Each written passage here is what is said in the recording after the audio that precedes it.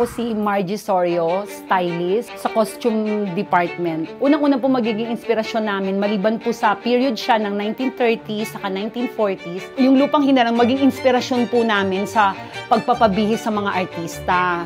Si Teresita po, naipasok ko po yung alab ng puso dun sa damit niya. Para po kasi yung mga damit po na sinusuot po nila, meron din po kaming kino-convey na message sa mga audience. Hindi lang po namin pinapabihis yun, kundi meron din po kaming kwento sa bawat damit ng mga karakter, na kahit po hindi lang sila tumatayo, kundi may kwento po yung bawat damit nila kung bakit itong suot nila. Bakit po, halimbawa po, si Eduardo, bakit po siya naka-denim na material? Kasi po, nung panahon po nung mga 1890s saka 1900, ginagamit na po yung mga denim na material sa mga laborer. Nag-add na lang po kami ng halimbawa po, may pockets po yung pantalon niya, dependable, na parang nakakapitan to na tao, na siya po yung hero ng mga tao na sasagip at lumalaban. Ang nire-represent naman po ni Teresita is yung po yung mahinhen, reserved, demure na babae na Pilipina. Kaya po nasa color palette po siya ng subtle na pastels. Tapos parang later on, nagiging purple kasi nga po yung mga domestic violence. Yun po yung nire-represent po ng domestic violence, yung nasa shades po ng purple.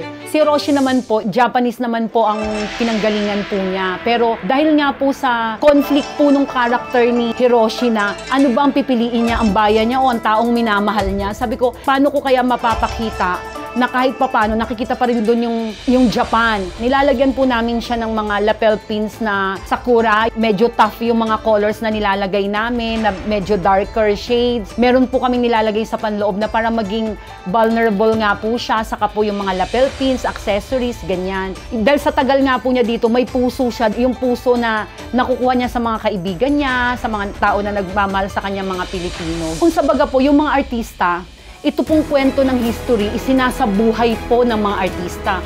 Kami naman po sa costume team, gusto naman po namin na yung mga kwento po na nasa libro, na ni-research po namin, isabuhay naman po ng mga damit na susuotin ng mga bawat artista o bawat karakter na lalabas po dito sa Pulang Araw.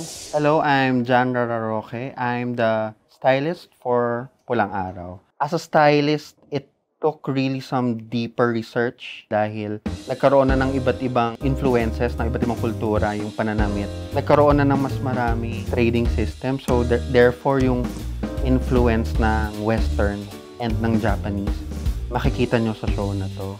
Barbie Forteza bilang Adelina de la Cruz. Kabisado ko na yung what works for her body type. We got so many references from the youth styles of the 1940s. Girlier silhouettes, mas dainty fabrics, mas maraming mga embroidery na floral motif, and prints. Yan, mahilig sa Adelina sa prints. As a character, she is very bubbly. She wants to stand out. For Teresita, mas mature po and mas sophisticated yung styling niya. She's the older sister and mas may kaya siya sa story. We went all out sa kanya sa accessorizing.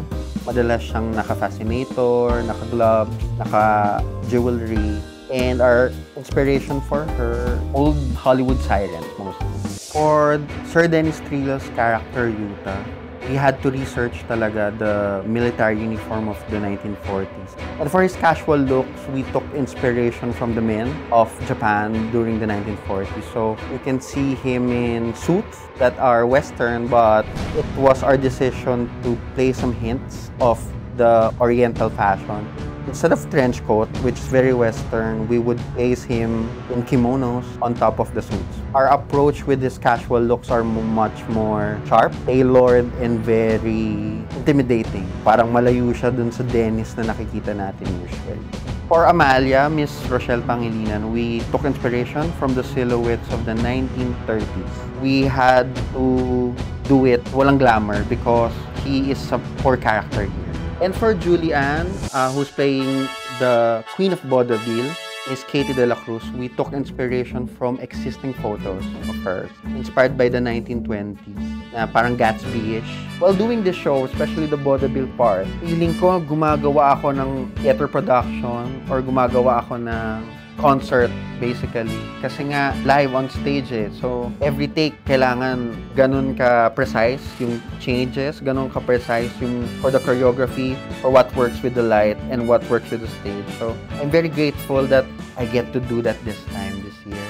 Hi, I'm Abner, stylist for Pulang Araw, and I'm actually working with Angelou De Leon as Carmela. And the inspiration for this look for Carmela is actually Western-inspired outfits para papakita natin kung how rich Carmela is during that day. Kasama dun sa Western-inspired is the fabrics, the materials na ginamit ko for Carmela's outfit. Like, I use velvet, charmeuse, satin, wool. Gusto kong ipakita kasi sa mga audience kung paano yung itsura ng materials during that time. Danan, we also researched for that na ang itsura pala nito is parang San Agustin, mothers, ganyan. So it's just a simple all-white badre gown. Tasyo is very, very simple. It's like, siguro dito wala tayong makikitang ibang character nagsusuot ng t-shirt. That's only Tasyo. Nagsisilbi ka